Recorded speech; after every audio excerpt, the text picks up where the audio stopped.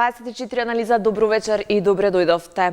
Гаранција од Европската Унија, реконструкција на владата и избори во секое време. Христијан Мицковски ги прати пораките, односно од роденденот синоќа во Струмица, ги поздрави и Европската Унија и Венко Филипче, меѓутоа и своите министри.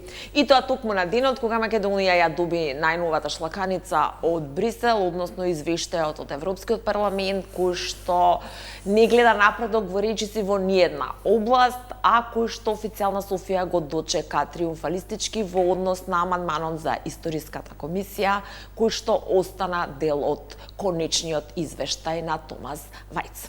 Венко Филипче денеска пак со прес во кој што направи некаков сублимат на двегодишното владење на Христијан Мицковски, обвини дека земјата е изолирана пред финансиски колапс и дека Мицковски ја води, како што рече, во пропаст. Колку на 2 години, по 2 години власт, Христијан Мицковски има со што да се пофали, а колку Венко Филипче може да биде алтернатива?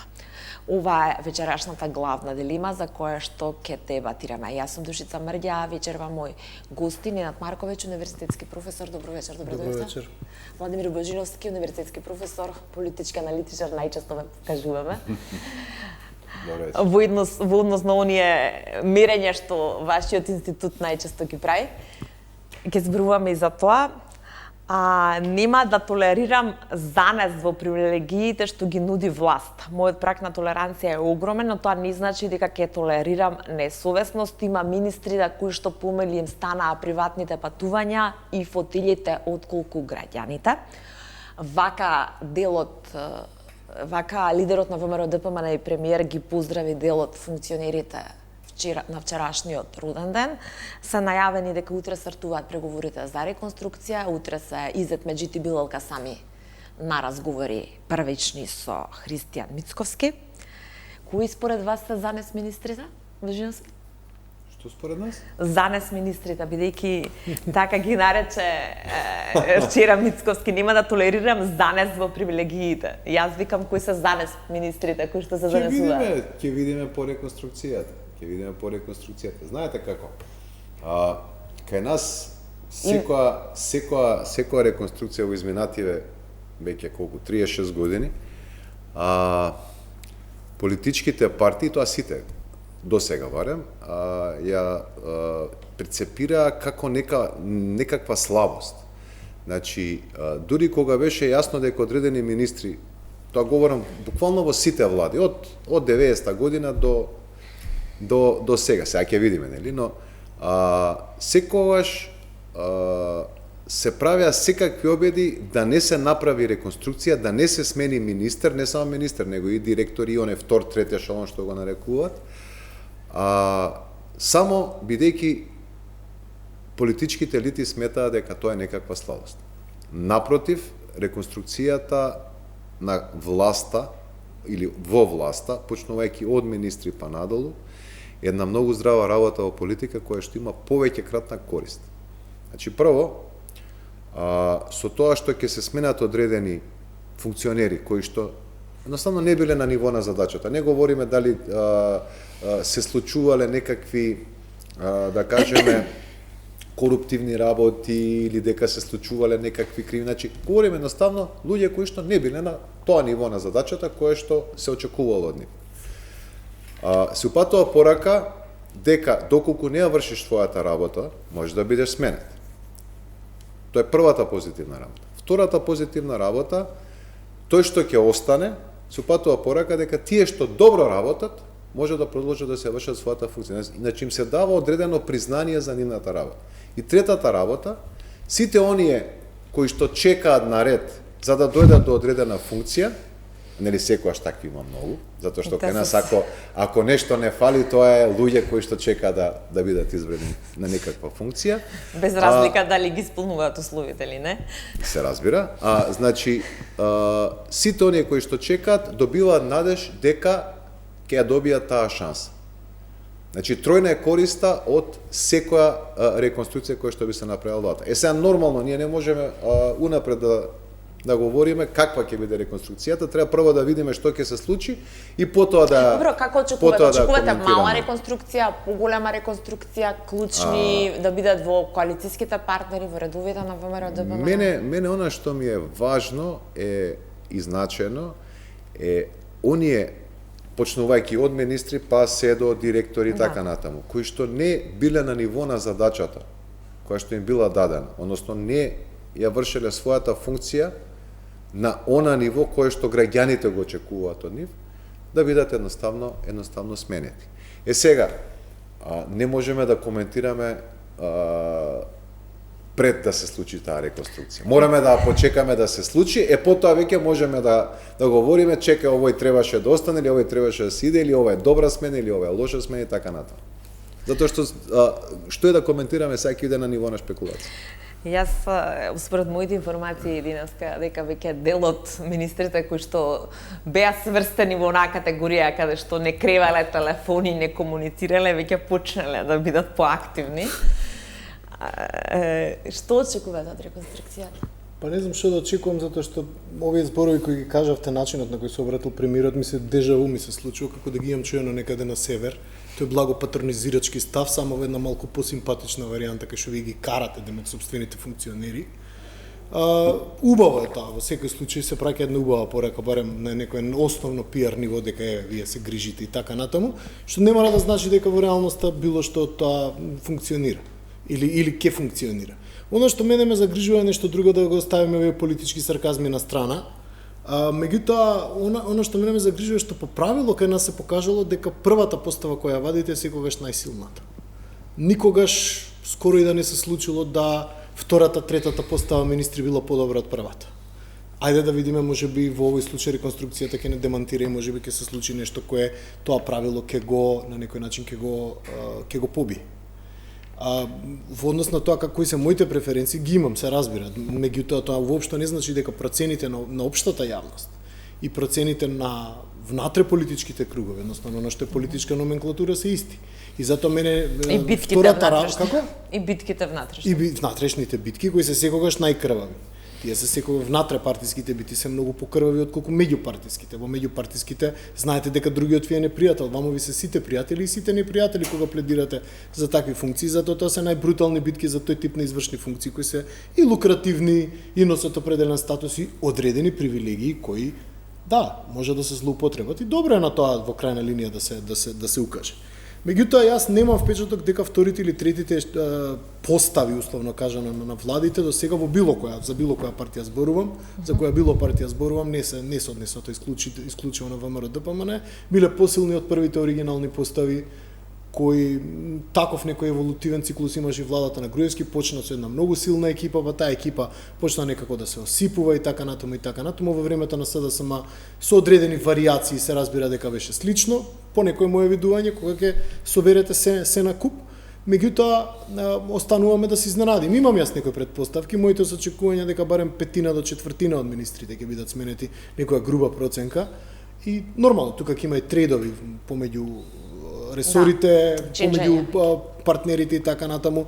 Не е никогаш лошо да се освежи составот, се разбира дека тоа се тип на функции, да не забораваме, кои исклучително ги трошат луѓето, кои се исклучително одговорни, исклучително негативно внимание привлекувате, дури и најдобро да работите.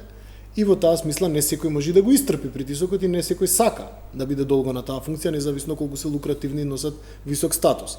Меѓутоа, нејасно е, како што каже Владимир, сосема е нејасно кој ќе биде сменет во моментов. Имаше 3 или 4 имиња на почетокот, сега се шпекулира со некои други имиња, колку тие ќе бидат од партнерите за да има некаков баланс, тоа од кој партнер колку нели ќе бидат сменети министри и така натаму.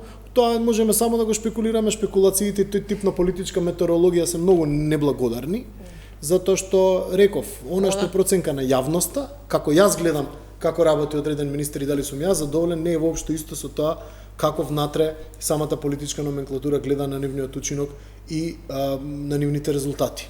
Така да ова е се разбира дека анкетите помагаат за и премиерот и цела влада да се ориентира од прилика кој е популарен, кој е непопуларен, меѓутоа не секогаш се раководат по особено кај извршните функции по таа логика.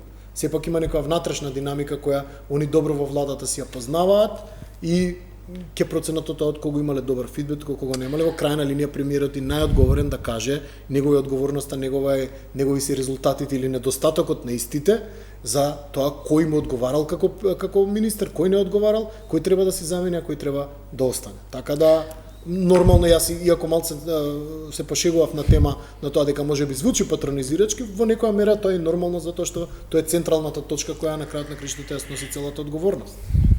Ако е ништо сигурно дека ќе треба да се најде човек, односно да се пополни местото на Арбен Фетаи, кој што нели откако се прошета по Тајланд и не доаѓаше на работа, си поднесе оставка. И имаше некоја најава и од премиерот и од неговите коалициски партнери дека ќе биде некаков представник во Брисел. Остана тоа така. И местото на Фатмир Лимани, што ќе се случува со него, бидејќи Влен кажа дека веќе не стои зад него во таа позиција, тој води еден од сериозните сектори во оваа држава. Социјална политика во социјална држава би требало да биде еден од најсериозните сектори. Ама како што кажав, знам рекоа дека си се задоволни од своите министри, дека немаат намера никого да менуваат. Имате ли анкети во однос на граѓанско мислење за одредени министри? Не, искрено.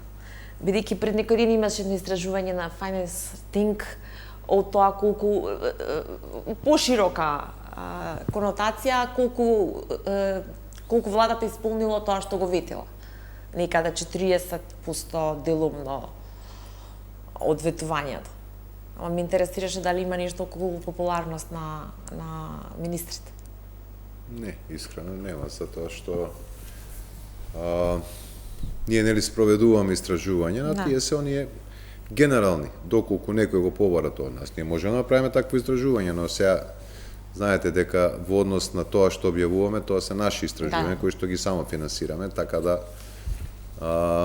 може би евентуално во некаква варијанта есеновска и би можело да се додаде некоја прашање плюс, но специјално каде што ќе треба да се направи истражување за секој сектор поединечно, тоа некој треба да го побара за да може да се спроведе. Почнав со реконструкцијата и она прашање дали да очекуваме дали да биде поголема или помала, бидејќи некако реконструкција, па сега избори, некако се врзуваат и времето, и тајмингот, и така натаму. Ако Мицковски допред месец дена велеше сигурно одиме на редовни избори до крај на мандатот, па потоа почна да вели набрзо ќе имаме избори, па дека секоја сериозна партија во втората половина од мандатот, го парафразирам, ова се изјави во тек, се подготвува за избори и вчера веќе е отворено, е фрли ракавицата, мене многу ме потсети на не толку далечното минато, вели дека нека внимава опозицијата што постакува, може да им се исполнат желбите. Види, секојаш во мојата проценка е пролет 27. Да. Според случување. Види, имаше некои најави уште минатата година и тогаш исто на оваа тема дискутиравме дали ќе има избори. Ја тогаш сметав дека 2026 година нема да има избори, затоа што е премногу рано. Но веќе после цели 3 години од мандатот, за партија која што е на власт има предност пред главниот политички опонент во опозицијата, има реални шанси, да речеме, одредена веројатност и да има предвремени избори. Сега, од аспект на партиски калкулации, секако дека такви избори би им одговарале на ВМРО-ДПМН, затоа што имаат сериозна предност пред опонентите. Па не или да навлен тоа... Бидејќи тие се јасни, мислам, јавни се изјавите дека тие сметаат не треба воопшто. Добро, значи сепак тоа е некаков би бил некаков коалицијски договор, затоа што вие не може да правите избори без да имате мнозинство на собранието. Но уште еден значаен фактор е битен за да има предвремени избори, треба да имате една добра и многу сериозна причина. Во Македонија причина? Не. Секогаш се наоѓаш одлука за избори. Едно е да наоѓаш, а друго е да има сериозна причина. Искрено единствена причина што ја гледаме е евентуално ако има некаков помак во однос на нели втората тема од денешниот муавет. Гаранциите од ЕУ или уставните измени? Тоа се односите со Бугарија и некаков излез од овој јазол во кој што се повторно нели се најде Македонија. Тоа веќе е била многу сериозна причина и тогаш мислам дека изборите ќе бидат и доста поверојатни. Говорам за следната година. Која е логиката да правите во јули избори, реконструкција, а до крај на годината избори? Никаква нема. Добро. Вие направете реконструкцијата, па видите дали ќе има избори. Сега ние повторно претпоставуваме дека ќе ги има. Некако Што премногу... ќе зависи, веројатно тоа ќе зависи многу од рейтинзите кои ќе бидат во тој период. Ако има негативно поместување за власта на рейтинзите, сигурно дека нема да брзаат повторно. А тоа зависи повторно од многу фактори, од малце поефемерни политички случувања кои се пократкорочни, кои се по, да речам, не се лонгитудинални. Може да се случи некакво може да се случи што било. Никој не очекуваше Кочани да се случи, така. Не дај Боже, мислам, таман работа нема некој да го интерпретира дека Не. посакувам такво нешто, само кажувам дека може да се случи и многу побанални работи на кои знаат да го нагризат рейтингот на владачките партии. Така да има уште доста вода да протече додека ние добиеме дефинитивен одговор дали ќе има избори или нема да избори. Не, ова се све хипотетички. Ова се хипотетички сценари. се разбира. И ова се предпоставки дали има веројатност или нема веројатност поголема. Ама и вие сме многу долго во оваа приказна. Значи, првата реченица што ја кажа Мицковски вчера во Струмица на сеопшт личеше на митинг, беше ние сме подготвени и тргнуваме. Добро, можеби тоа има и малце функција на охрабрување, функција на во перспектива на тоа дека е нели 36-ти роден ден и така натаму малце функција на храбрење, функција на мобилизација, Збивање на редови, и така натаму. Не мора нужно да значи дека ќе има избори баш толку брзо, меѓутоа не е исклучено, се разбира. Од друга страна е и опозицијата се растрчала на терен. Добро, со тоа да не говориме за оваа година избори. Да. Зашто рече на Дали крај. Можеби значи- проценката за пролет 2027 е најраната процена за која можеме реално да збориме, а сепак реконструкцијата е долго време најавувана и мислам дека сега е веќе ризично да не се спроведе. Затоа што мислам дека и луѓето очекуваат, она што го кажавме претходно, и оние кои пледираат на тие функции очекуваат и тензијата е веќе направена така да таа реконструкција веројатно ќе мора да биде во одреден момент реализирана. Затоа што извини Влајко, само да кажам, цената да не ја реализирате може да стане многу висока во однос на тоа да ја реализирате. Значи една проста кост-бенефит анализа ќе ви каже вие направите, а па ако има избори, боже мој, после тие избори можеби некои други луѓе или трети ќе дојдат на тие функции. Да, може да биде и козметичка. Она што го реков преска као 3 предности доколку има реконструкција, ако не се случи ја најавена, може да станат 3 слабости, односно да го имаат спротивниот ефект. Веќе известно дека ќе се случи, само што колкава ќе биде и колкав обем ќе биде зафатен. Кога Дали ќе ќе се биде случи, суштинска можеме или да козметичка, бидејќи ние сме сведочили на козметички реконструкции. Така е.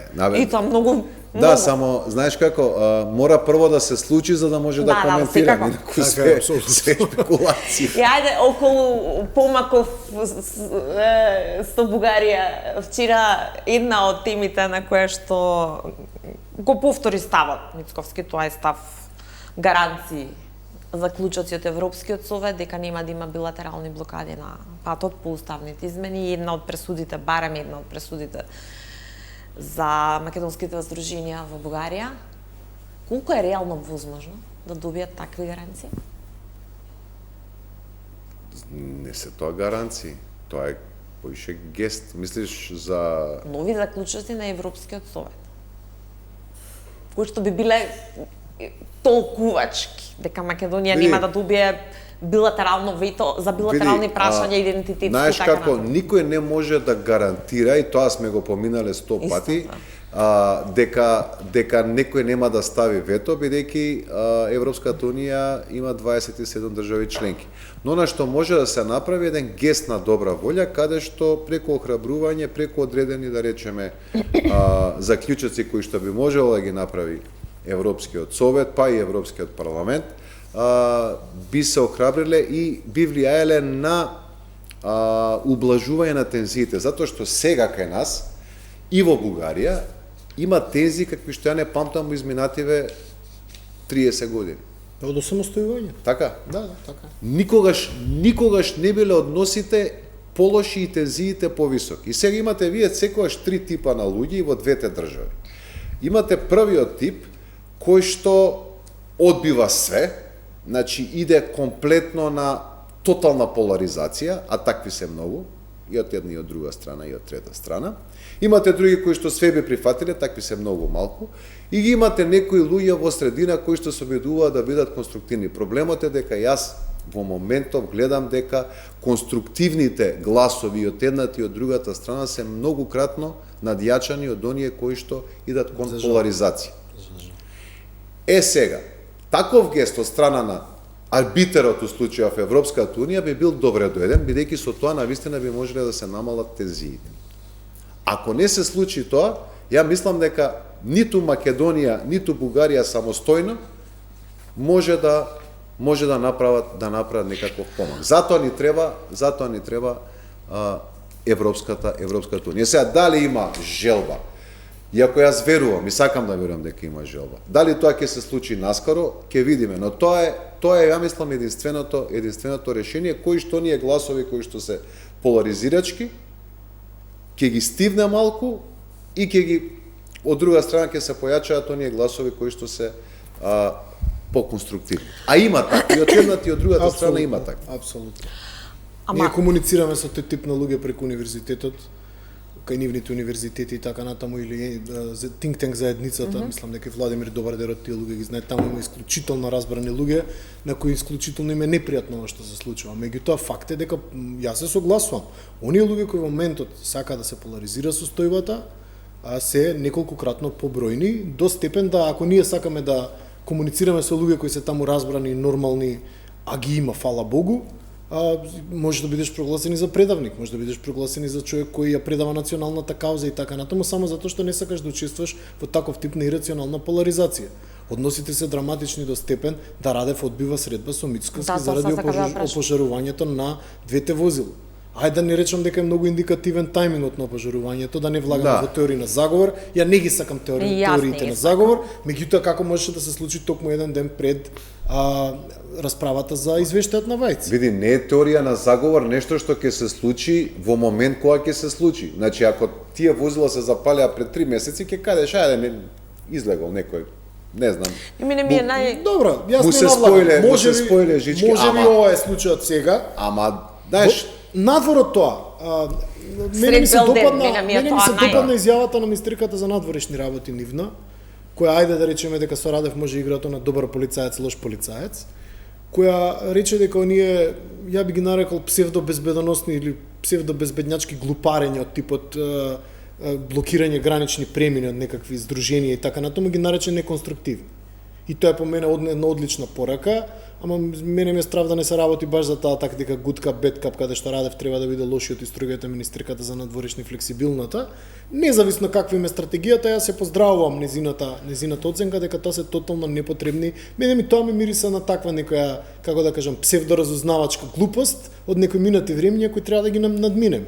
Вакви глупости се јавуваат само во ситуации каде што ситуацијата се поларизира. Мислам, говорот на омраз од наша страна не е помал него бугарскиот. Тоа што ние сметаме дека се право го сметаат и они. За нивниот поглед на историјата е подеднако валиден колку што е за нас нашиот. Проблемот е што они го прават ветото, не го правиме ние, не ги блокираме ние нив. Така, меѓутоа факт е дека мора да дојде до ресетирање на ситуацијата. Ова е неодржливо на долг рок. Вака не може да се продолжи. Еве денеска имаше бели рози поставено на автомобилите на во македонската амбасада во Софија. Како гест на еве ние сакаме. они си, абе види. Добро, разговор. Може би има луѓе кои сакаат, зошто да не? Мене ми ова е спорно само во овој момент, бидејќи ја в понеделник овие работи се случуваат не да ја дополаризираат работата, него да ескалираат. Овие работи се случуваат кога веќе е поларизирана работата. Па да. Ова е за да се одржи тензијата. Вие може да имате еден истав, потпуно истав, значи потполно истав, со исти да прочитате една изјава, да речеме, од 5 реченици, истите реченици. Доколку ја прочитате во време, во период, кога нема силна поларизација, за повеќето луѓе ќе звучи разумно. Доколку ја прочитате во период кога има поларизација како што има во моментот меѓу Македонија и Бугарија, вие ќе бидете или предавник или ќе бидете, не знам, херој, зависи се што сакате да кажете, но генерално или сте предавник или сте херој, нема ништо помеѓу. Јас извини, заврши, не сакам да упаднам. Затоа сакам да кажам, да потенцирам дека сега повеќе од било кога ни е потребна вклучување на Европската унија со цел да се намали таа поларизација. Не мислам дека сме ние доволно способни, Македонија и Бугарија, сами да ги намалиме тензиите. И прва работа, и доколку сакаме нешто да се случи, треба да се намалат тензиите. Прво треба да спаднат емоциите. И втора работа, не знам, јас едно прашање имам, мислам, како нешто што како сакам да го поставам како и до јавноста и овде вечерва. Зошто па ние се обвинуваме со Бугарија? Зошто можеби ваквите акции не се стимулирани од трети страни на кои не им одговара прогрес на нашиот диалог? Такви имате и во регионот, имате и во поширокиот регион, и во Европа. Имате многу сили на кои апсолутно не им одговара нас да ни тргне диалогот. Затоа што припаѓаме на политички проекти кои во ваква ситуација каде што сме ранливи и ние, па и Бугарија во одредена мера кој членка на ЕУ, е една сосема пригодна ситуација која им оди на рака. Јас не знам дали ние треба да продолжиме да се обвинуваме едни со други или можеби треба малци на трета страна да погледнеме дека можеби има актери кои сакаат овој диалог да не продолжи, да не оди никаде. И тоа ќе биде можеби првиот чекор да и ние и Бугарија малце се сепнеме од ваков тип на комуникација и од ваков тип на радикализација која е непотребна. Јас со колегите на пример од Климент Охридски нивниот универзитет ние не можеме да со академски речник и академски инструментариум да објасниме како дојдовме во ваква ситуација. Ова веќе не е прашање за политиколози, политички аналитичари, ова е прашање за психијатри. Ама гледај. Како се доведовме во ваква позиција да два блиски народа кои се мислам и кои граничат и кои нели можат да соработуваат нормално, се доведат во ситуација да не сакаат да се погледнат, да фрлаат отровни стрели и еве сега премиерите да не сакаат да се сретнат. Страшна работа. Додуше доколку Радев не сака да се сретне со Мицковски не рекол дека не сака да се сретне. Ајде, каналот помеѓу Јотова и Силјановска се уште функционира, можеби и тоа е каналот по кој треба и да почне помирувањето, иако јас еве скептичен сум дека исто како Владимир дека можеме сами, ама ова луѓе едноставно не оди. И нас многу повеќе не одговара отколку на Бугарија која е во комотна позиција во целата ситуација. Кога прашав детали од таа средба ми беше кажано не сакаш да знаеш. Па хајде да се надеваме дека не е така, што друго да речем. Види, тука е и проблемот што таа поларизација не само што спречува почеток на некаков диалог, туку таа поларизација многу го стеснува видокругот. Аргументативниот видокруг. Аргументативниот видокруг го стеснува. И видокругот на аналитичко обсервирање на ситуацијата, на кој тоа му одговара, кои се тие трети страни, дали постојат тие трети страни, и кога вие сте толку закрвени еден со друг, воопшто не гледате малку поширок. Она што се случи со палење некакво на тие две возила Сред Белден, во Скопје, на еден ден пред извештајот, знаеш како Окам Рейзорс, секојаш наједноставната експланација, односно наједноставното објаснување и најверојатното. Така да сега ова не се веќе теории на заговор. Знаеш, пред 3 месеци да се случиш, може да звикаме теорија на заговор, овој вака и ама еден ден пред таков совршен тајминг, сега треба да видиме индикативен е во најмала. Да, и сега и тоа знаеш што е проблемот? Проблемот е што тоа всушност ја презема расправата во Европскиот парламент, парламентот. Ма не само до таму судеше до И ни направи страшна штета на нас. Сега, пошто е уапсен тој човек, треба да видиме со кој бил поврзан, како бил поврзан. Затоа што не може на некој да му текне, не знам од кај, од Драчево или да се качи автобус, да си дојде и да ги запали двете коли пред угорство. Знаете како? И сега особено што немаше некоја непосредна иритација во неделата или двете недели пред тоа. Има константна тензија, ама немаше некоја голема иритација ни од бугарска ни од наша страна. Дури се случи во период кога пополека некако не дека тензиите се спласна, ама барем не се подгреваат дополнително. Имаше некоја стабилизација. Да.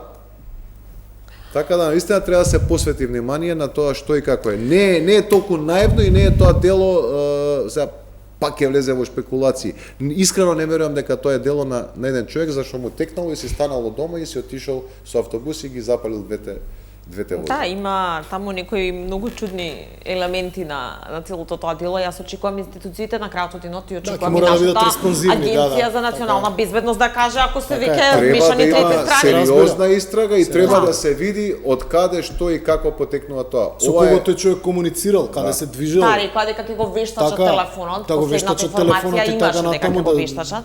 Па има и камери сега по градот да видите неговото движење, каде било, со кого се среќавал, има Па истражни мерки кои се многу е применуваат. интересен моментот на самиот чин и видеоснимката што ја објави БГНИС, бидејќи пред да ја објави македонското Министерство за внатрешни работи, снимката излезе на БГНИС без заштитен идентитет на лицето. И буквално таа снимка, сировиот материјал кој што излезе на БГНИС, буквално се добива впечаток, да не правиме, да не преюдицираме, се добива впечаток дека човекот го прати камера цело време.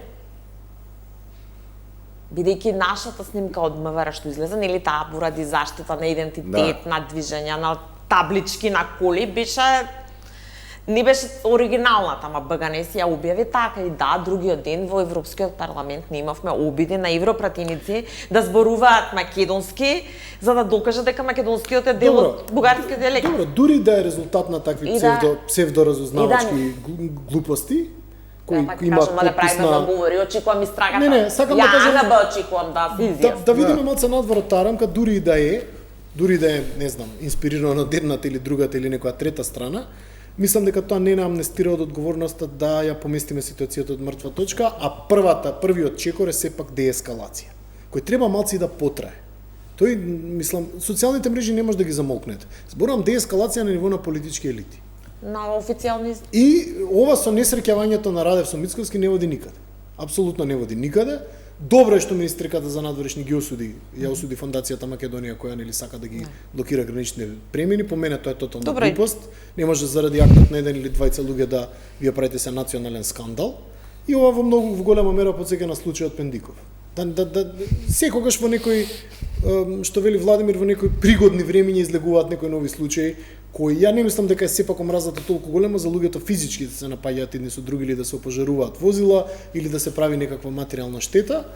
И независно од сите тие работи кои беа кажани, имаме потреба да направиме репрошман на самиот проблем и да се рестартира целата ситуација во една малце попозитивен, еден малку попозитивен контекст кој ќе донесе некаков напредок за двете страни. Вака сите губим. Да, да. Бугарија не остварува својата цел да се запише бугарското малцинство во преамбулот и во оние 2 члена од уставот. Македонија не оди никаде на патот на евроинтеграциите. Европската унија го гледа тоа како уште еден од милион проблеми кои ги има на своето мени и у суштина си ова една луз ситуација. Добиваат само одредени фактори кои по мене не се баш многу популарни, барем во мојот систем на вредности, и се надевам дека не се тие инспираторите оно што се случи вчера. Добро е што МВР веднаш го приведе лицето, а што ќе прави понатаму, тие се професионалци, сепак знаат и колку повеќе информации делат во јавноста, толку подобро се разбира. Да знаеме за да се намали тензијата и истовремено да се комуницира и со бугарската страна, независно колку е ова една непријатна или незгодна ситуација. Мислам дека забивањето на глава во песок, вртењето грб, некомуницирањето не води никаде, никогаш не водел. Да, македонската страна имаше уште веднаш и реакции, и осуди и Се разбира. така натаму. Реакцијата што стигна од Софија беше многу остра, дека ова е производ на агресивен политички говор. Така беше во официјалната соопштение од бугарската влада и од бугарското Министерство за надворешни Затоа велам некако многу пригодно дојде говор на тоа омраза парење. кон бугарите во Македонија. Еве денеска и Радев вели дека се ова инциденти кои што не добиваат разрешница се повикува и на минатиот кога беше искршено, мислам дека стаклото на бугарската амбасада јануари годинава, февруари годинава. И сега околу моментот како тоа ние да седнеме да зборуваме да ги деескалираме односите и да имаме некаков диалог, кога де факто и да јуре официјалната позиција на официјална Софија е имате преговарачка рамка со 27 земји членки потврдена, си имате договор со Европска унија, ние немаме што со вас да зборуваме.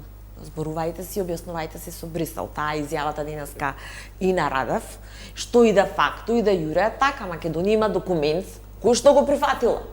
Ни се допаѓа или не ни се допаѓа, тоа е реалноста и фактичката состојба. За ова повеќе, меѓутоа и за извештајот на ВАјЦ, за сите оние други работи, области каде што не сме европски настроени од корупција, владење на право и така натаму, порев клавите. Продолжуваме со дебатата во 24 анализа. Владимир Божиновски и Ненад Марковиќ, мои вечерашни гости. И сега, како ние тука да седнеме со Бугарија, да разговараме, да репреговараме, да добиваме гест добра волја, кога де факто тоа Радев го кажува денеска, тоа си официјалната позиција, како што кажав пред рекламите. Македонија си има преговарачка рамка.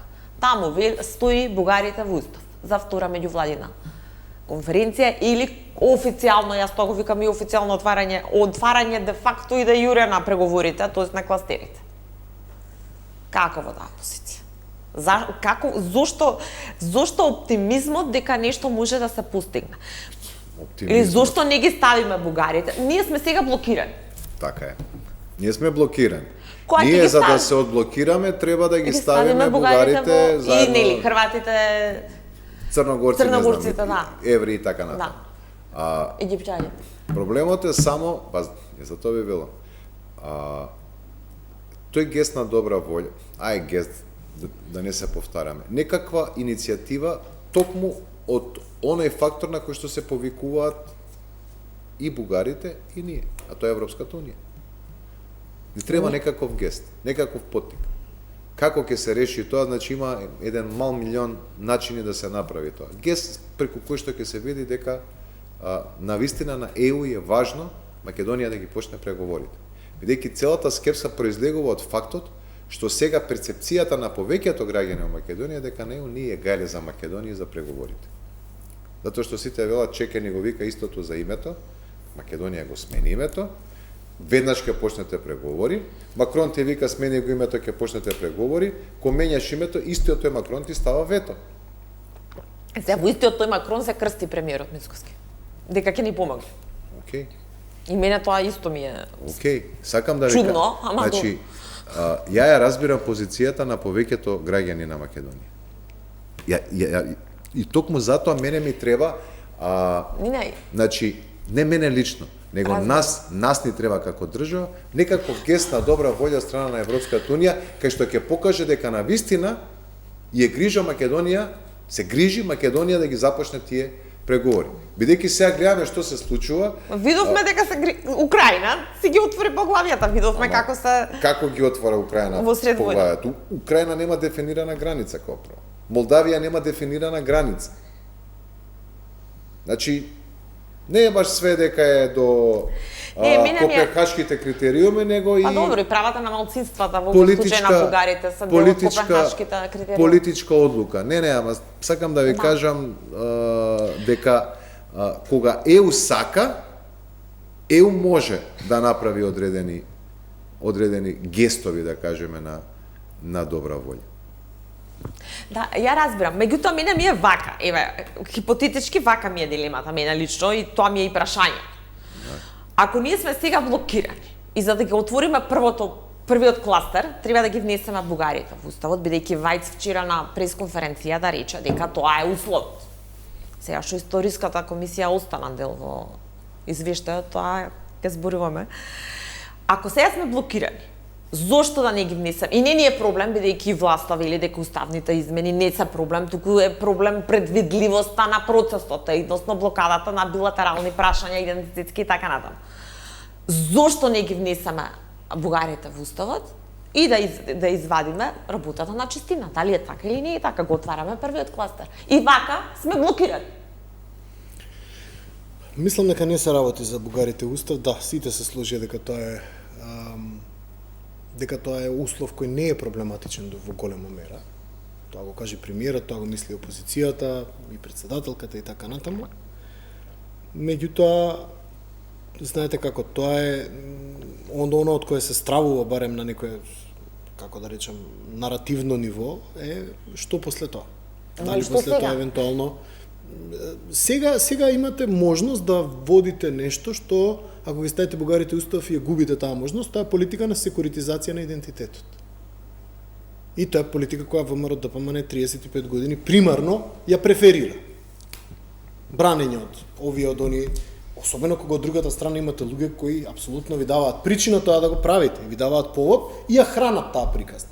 Приказната за ваков тип на билатерални спорови е приказна на максимално молзење на тие билатерални спорови колку што можете, а пошто кај луѓето предизвикуваат силни емоции и стравови, адресирањето на тие стравови се разбира дека е примарно.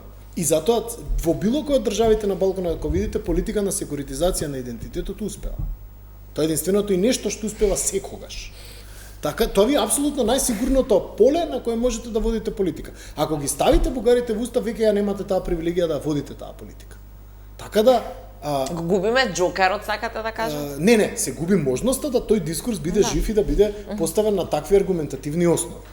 Така да вие не можете веќе да водите таа политика ако ги ставите бугарите во устав, едино да тоа се направи со оној тип на модалитети кои беа предложувани од луѓе, наши колеги од правниот факултет и други експерти, или да биде со повратно дејство или да биде на крајот на процесот, нешто што Бугарија априори го отфрла. Да се разбере. Ама се отфрли. Да, отфрли апсолутно било каква алтернатива. Сега сте модерни оние. Потребата кај луѓето постои да се даде некаква гаранција, разочареноста кај луѓето постои.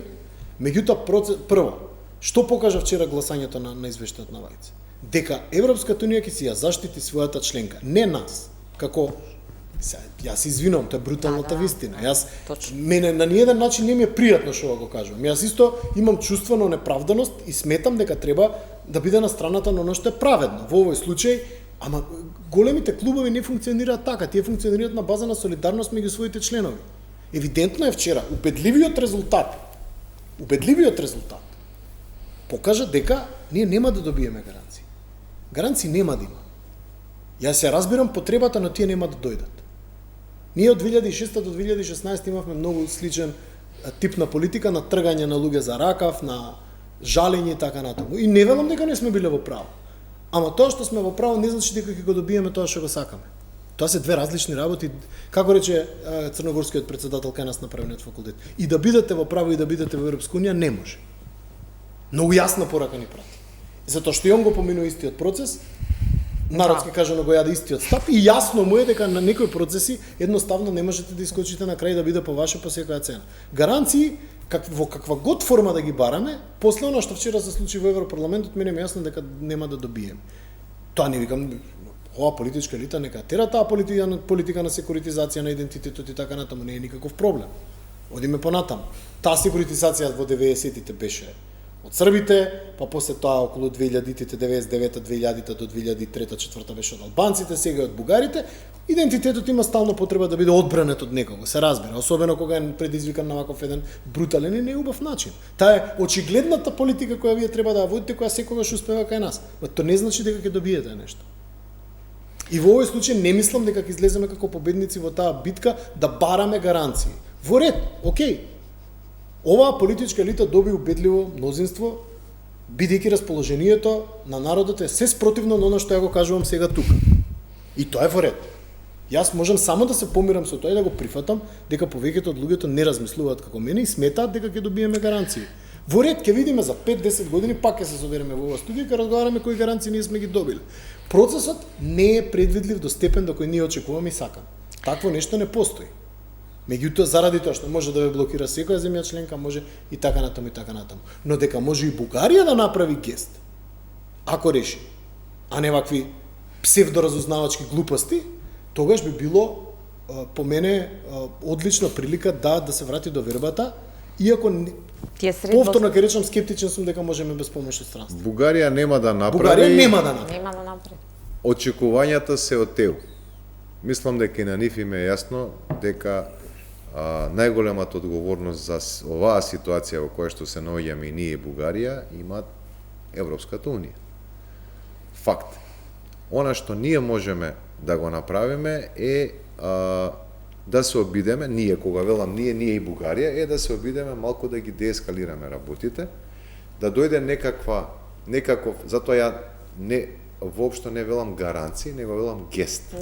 Тука така е, да. Тука има различно во секој случај. Има разлика. Се согласувам, различно. Потребен ни е 1, 2, 3, не е битно. Потребен ни е гест од страна на Европската унија, каде што луѓето ќе се охрабрат малку, дека нема на првата кривина повторно да добиеме вето за не знам што. Може ли само една мала паралела да направам? Еве за историската комисија.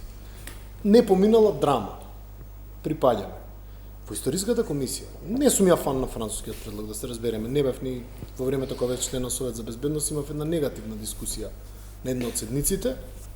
Имав и, да речам, се не конфликт меѓу различни мислења со некои од министрите во владата тогаш, затоа што сметав дека после Преспанскиот многу тешко ќе помине такво нешто, што се покаже и за точно во крајна линија. Меѓутоа, не треба да се претолкава драма од историската комисија. Историската комисија одлучува со консенсус. Да. Ако нашата Мора страна двете не сака страни да да се- прифати, нема да прифати. Друга сакав паралела да направам. Еве кога пробавме малку да ги релаксираме односите во историската комисија, бидејќи Димитров и Кајчев стално напаѓаа дека ја бев дел од, знае можеби јавноста, можеби не знае, бев дел од секретаријатот околу една година на комисијата, лошо да ја работите. Секогаш тек сега како- секогаш се влечеше аргументот на сила, кога ќе дојдевме до некаква аргументативна до некој аргументативен ќорсокак и тоа не беше добро. Меѓутоа што предложија професорите овој Драги Ѓорѓиевски, Петар Тодоров тогаш, кои да речеме беа првенци, па потоа за жал се откажаа од работата во комисијата, беше на нив фрлена по мене една сосема непотребен сомнеш дека не знам што попуштиле, па дека тоа било национално предизвик, значи ништо од тоа не е точно. Друга ми е поентата. Они самите предложија, ајде кога зборуваме за историските прашања, да вклучиме експерти од Обединети нации. Ајде да вклучиме. Бугарската страна веднаш тоа го отфрли. Не сака ни да разговара. Океј, сами не можеме да се договориме. Ајде историчари од земји кои имаат сериозни историски Така е. науки, катедри, универзитети, традиции, нека дојдат и нека пресечат. Ќе ви кажам една приватна случка. Истиот тој Кајчев во Будимпешта во една прилика направи еден скандал. Бевме тука по една делегација од Македонија поголема, каде што рече, ако меѓу другото рече нашиот заеднички пријател Јани Армаколас од Грција, од Елија Меп ја раководеше, Владимир многу добро го познава, ја раководеше, ја модерираше седницата и Кајчев рече, ако вие сакате да се занесувате дека сте македонци, слободно. Ние 5-6 души што бевме таму, јас Трошановски, Боцевски, не знам, од сите можни политички ориентации, изрипавме, почнавме да викаме, се направи скандал. Бугарскиот амбасадор во Брисел проба човекот да деескалира ситуацијата, се најде во небрано. Исто така и нашиот колега Денис Милов од Бугарија исто така се обиде човекот, па дури и Јани Армакола се обиде да деескалира ситуацијата. Хане Свобода стана и почна да вика извинете се. И потоа можеби најголемата поента која треба нешто да им каже на бугарите, па и на нас, беше од една жена антрополог која никогаш не разбрав од која држава дојде, професорка која рече замислете ние во Европа да се расправаме, на пример Италија, Франција и Германија да се расправаат за чија е светата римска столица или римското. Па вика крв до колена ќе има. Замислете вика, вие не смеете вака да пристапувате на историските проблеми. Мора да пристапувате bona fides и да сватите дека тој тип на историја се споделува, се разговара на начин кој нема да биде, кој ќе биде базиран на добра волја. Ништо што не е базирано на добра волја не може да успее. Се додека ние од наша страна употребуваме пежоративни изрази за бугарите, се додека они мислат дека македонизмот е нивниот најголем проблем, дискусија не може да има. Они влагаат во истата замка во која ние се наоѓавме 50 години. 50 години се чувствувавме доминантни, им се смеевме, ги понижувавме како нација која не е вредна и така натаму. Како викаат во истокот на Македонија, кој се смее ќе си го навее. Сега тие го прават, истото што го правевме ние 50 години и тие влагаат во истата глупост во која ние се наоѓавме. И од тој тип на дискурси кои се одмазнички се роди овој тип на поларизација. Мора да излеземе од таа рамка. Нема каде. Затоа велам дека во таква поларизирана атмосфера секогаш се доминантни оние кои што ја радикализираат атмосфера. Не, таа веќе е толку радикализирана. Да. Они испливуваат на површина, едноставно се обидуваат да ги удават, да ги закопаат сите оние гласови на разумот кои што ќе се појават, бидејќи ако ти се појавиш како глас на разумот во таков момент, тогаш ти си некако велепредавник. Така е апсолутно. Исклучив станува дискурсот, за жал. Дали еве го овој Гестов, јас ова се го толкувавме, односно во дискусија меѓу мене и колегите знаеме да кажеме после вчерашниот извештај малце бриселскиот Морков, меѓу бриселскиот Морков и Стап.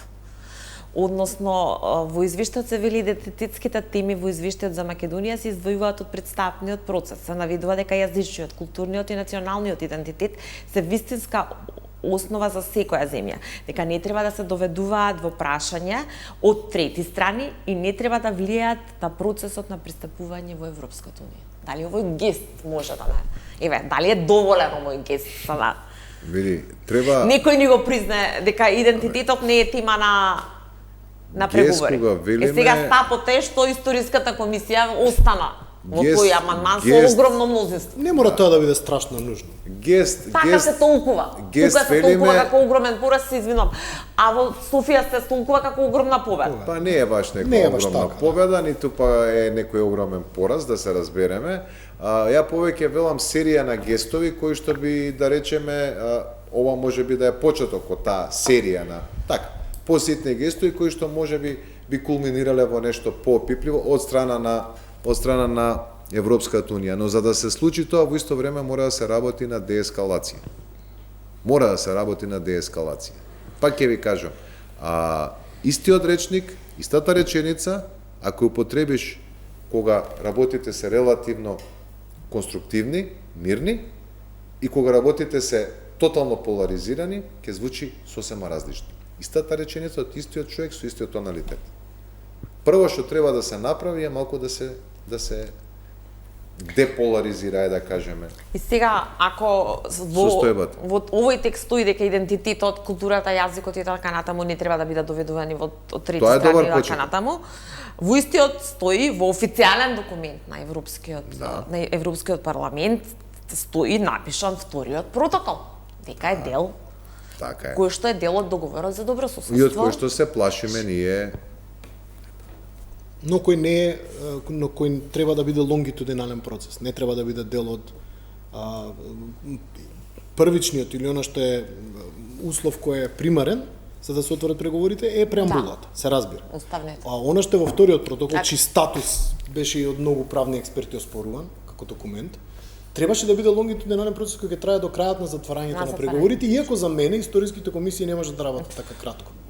Ако некои историски комисии во Европа работат по 50, 60, 70 години за настани од Втората светска војна, Ама во еве тој ти- период, како ние да се договориме за крајно болни теми, за обете страни болни теми? Германско-француска комисија работи од Тоа после го- Втора тоа го светска говорам. војна. Германско-полската работи Исто така. 40 години. Исто така. Така да, но, кај гледам јас можност. Сепак мислам дека трите услови кои се во вториот протокол, говорот на омраза, секако не на социјални мрежи, туку од официјални органи, на официјално Акцијскиот политичко план. ниво, отварањето на досијата, и историската комисија, сепак мислам дека ќе имаме многу повеќе она што се нарекува wiggle room, односно можност за маневар или можност да некои работи бидат прогледани низ прсти доколку малку се создаде подобра волја и малку се создаде подобра клима. Се разбира дека нашата одбрана е тоа што во историската комисија се гласа со консензус. Не е оставен механизмот на историската комисија да може да бидеме надвладеани. Не може тоа да се случи. И до она што е досега договорено е со согласноста на сите членови натре. Мене само не ми е јасно зошто овој состав на историската комисија комплетно излезе од фокусот на медиумите, а на минатиот му се дишеше уврат да го даде секој можен детал. И за да се докаже упорно тезата дека направиле некакво национално предавство, нешто што не се случи во ниеден момент. Зошто сега ниеден од медиумите воопшто не се интересира што работи историската комисија, докаде се, или толку е јалов разговорот што нема па што да јават. Или дали работи? И дали работи воопшто? Воопшто ништо не знаеме за историската Минатата комисија. недела Еве имаше да една напомнам средба, медиумите, дојдоа, се видоа, се замина.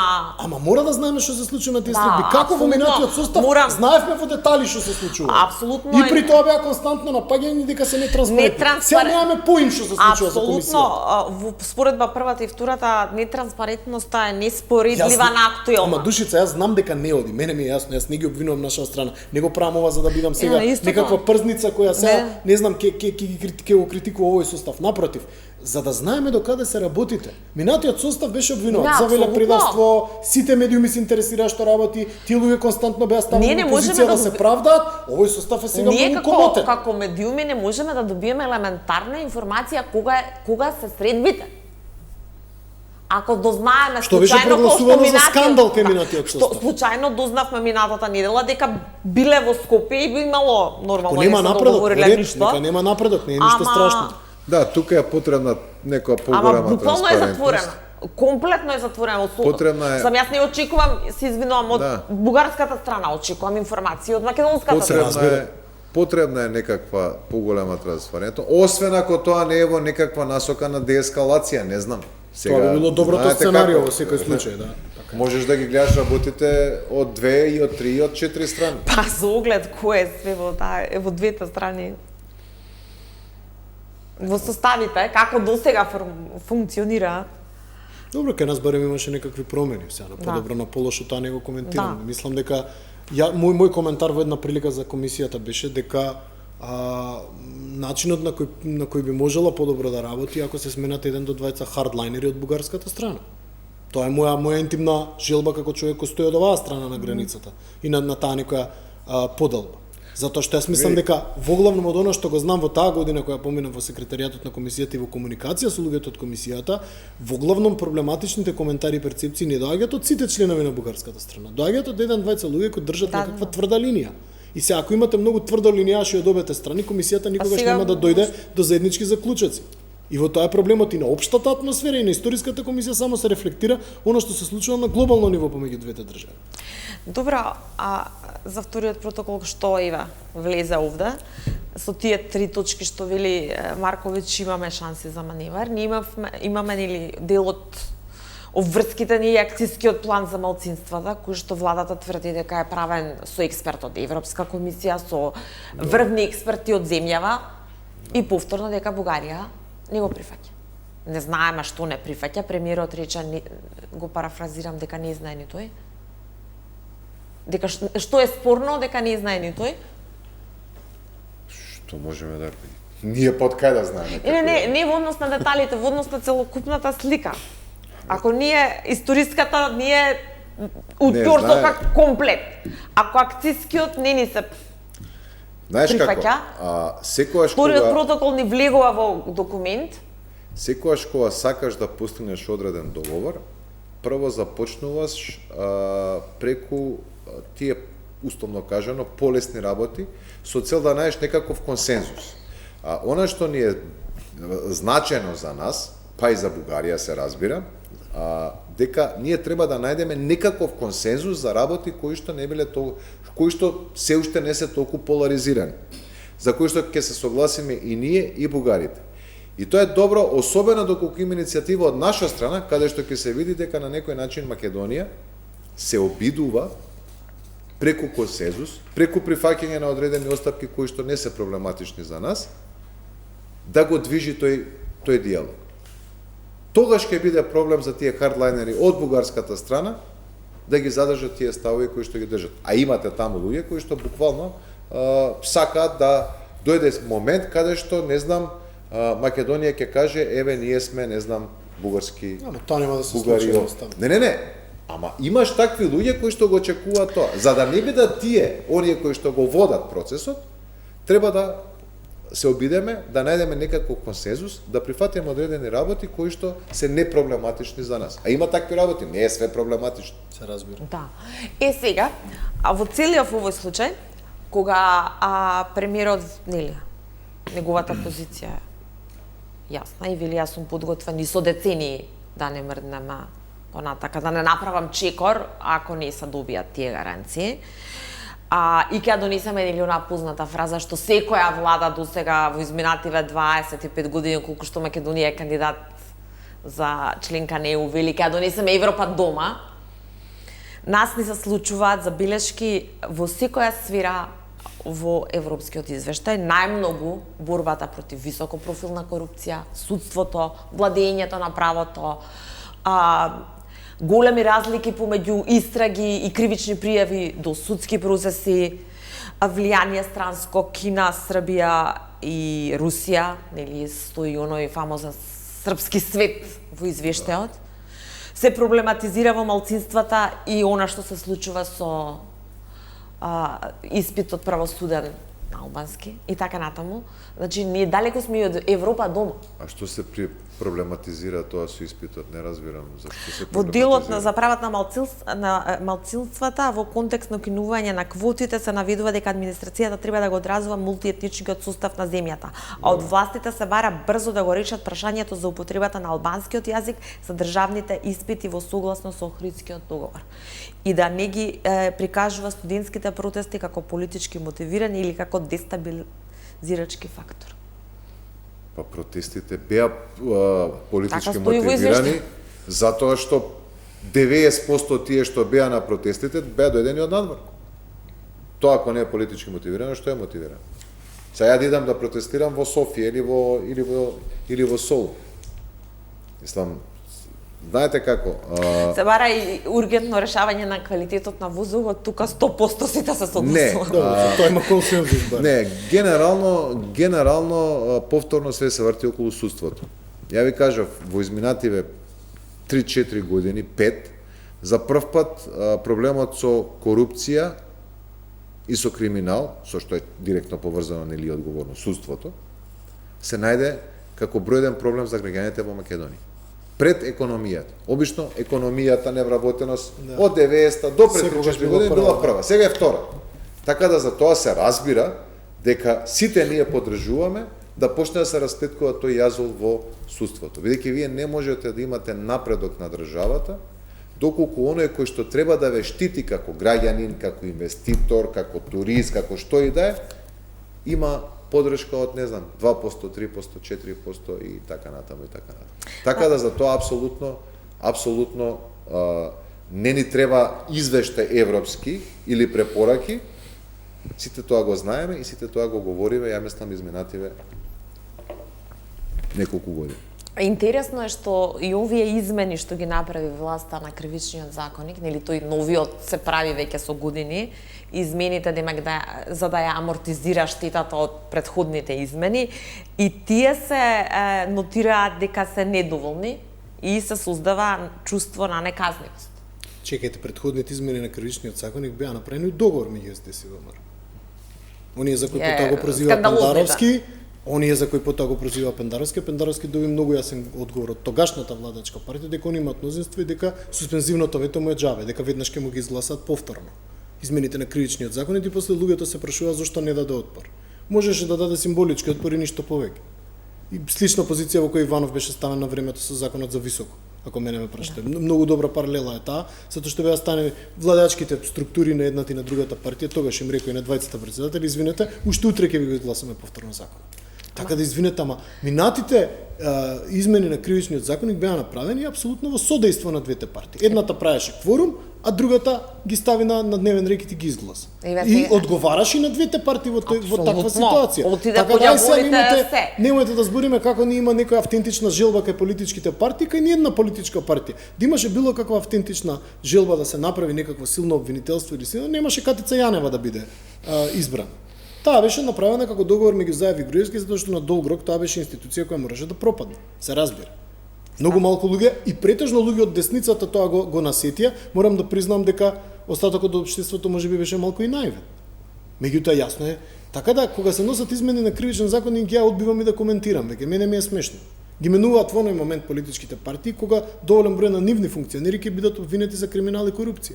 Па потоа треба да ги вадиме од затвор затоа што сме им ветиле нешто и затоа што тие фондови крајна линија завршиле кај нас у партија. И се мислам смачена ми е малку таа дебата, искрено да ви кажам, затоа што ниедна партија не покажала поинакво однесување во тој ден. Ниедна. Тие го срозаа буквално и судството и сите случаи на се што беа и така натаму, и нели сега имаше измени со кои што као се зајакнаа казните, меѓутоа повторно не се вратија оригиналните. Да. И токму тие се нотираат дека повторно нема доволно волја во државата да се создаде чувство на казнивост. Ако смеам многу персонален коментар да дам, да се сакаше со СЈ да се успее, ќе го ставеа Калајџиев.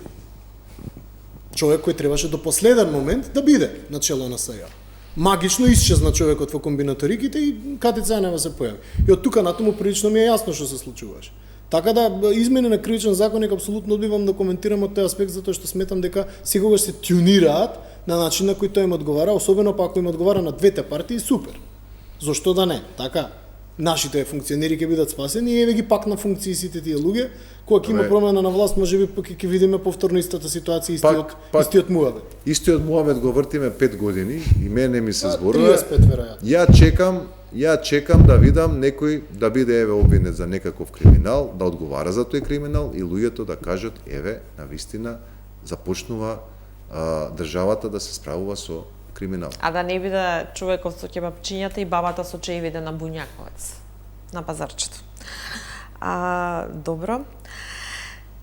Јас тука морам да ви се заблагодарам што бевте гости во 24 анализа, не истече времето, остана дилемите ни остана очигледно, си ги кажавме погледите како сметаме дека треба да нешто да се случува во државата. Јас се надевам дека некој ќе ве слушне.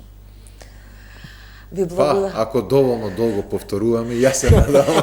После 35 години, јас сум 35 години се песимист, малку. али добро. Добре. Ви благодарам што бите гости во Така нас. велат за демократијата, првите 100 години се тешки, после не е лесно. Почитуване, ви благодарам на вниманието.